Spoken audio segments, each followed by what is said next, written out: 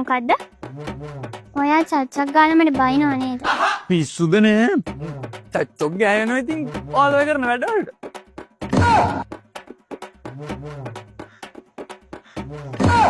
අනේ නිකන් ඉන්න. ඔයා හැමදාම මට බයිනවා. අයියෝ කඩවුලේ. හොඳට හිටපු ගෑණි එකපාරම පොඩි එකෙක් වුණා.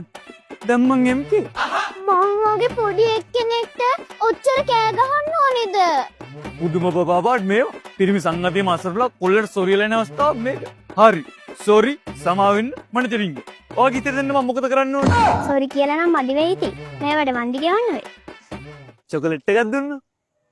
අනේ චොක්ලට් එකක්. thank you. මට චොක්ලට් තියෙනවා නම් කන්න ඕනෙත් නෑ බොන්න ඕනෙත් නෑ. මොකක්ද ඕනේ? what ඕනේ? අයියෝ කඩවුලේ. පිටක පෙම්වතියක් පිටක තොත්ත බබෙක් වෙන එක ගෑනුන්ගේ ප්‍රෝග්‍රෑම් එකේ කොටසක්ද නැත්නම් සැලසුම් කරලාද මායන් 64 එකක්ද? මරණ මේ බබාට පේන්න බෑ. කෙල්ල මෙහෙම බබාට දැම්මට අපි ඔගේ යුග පුරුෂයෝ කවදාවත් බබාට දන්නේ නැහැ. යමු. හරි යමු. ඕ මචං ඒ පැත්තෙන් යන්න එපා.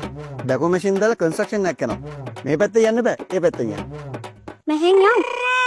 අනේ මට කොගා තියෙන බැකෝ දොසයක් ඕනේ. මම්මිට ඉස්පිරිතාලේ අදවත වෙලා ඉස්තාලේ බිම දාලා මගේ යාලේ යවි ජුංගුරි බුංගිලියා